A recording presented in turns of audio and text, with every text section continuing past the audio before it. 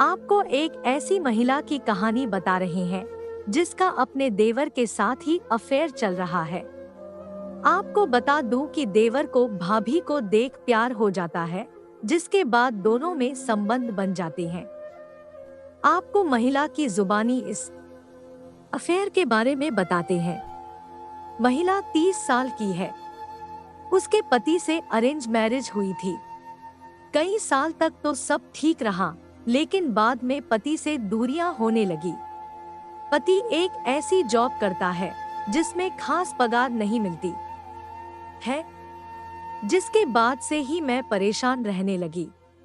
लेकिन फिर सहारा मिला पति के 10 साल छोटे भाई का, जिसके साथ ही उसका पूरा समय बीत रहा है। पति के साथ सोए हुए ही मुझे 1 साल हो चुका है, लेकिन मेरा देवर देखने में हैंडसम और बॉडी बिल्डर है, जिसके कारण मैं अपना आपा खोने लगी थी। एक दिन मेरे पति घर से बाहर थे। सर्दी की रात थी। मुझे मन कर रहा था कि कोई प्यार करे। इसके बाद मैं अपने पति के कमरे में गई और कहा कि मुझे डर लग रहा है, वह मेरे कमरे में आकर साथ में सो जाए। जिसके बाद मेरे देवर ने हाँ कर दी। वे मेरे कमरे में आकर सो गए, लेकिन सोते सोते हम एक दूसरे के पास आने लगे। मैं करवट बदलकर उनको बाहों में भर लिया और किस करने लगी।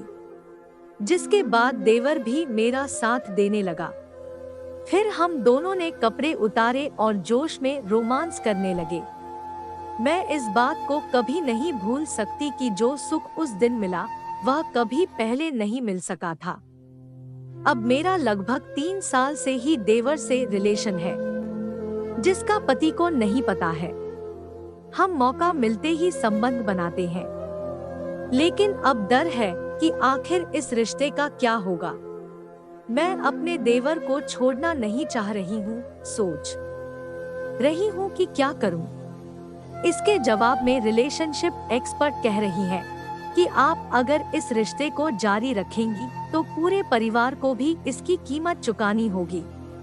आप दोनों के बीच लग रहा है कि अफेयर सच्चा है तो परिवार को इसके बारे में बताया जा सकता है।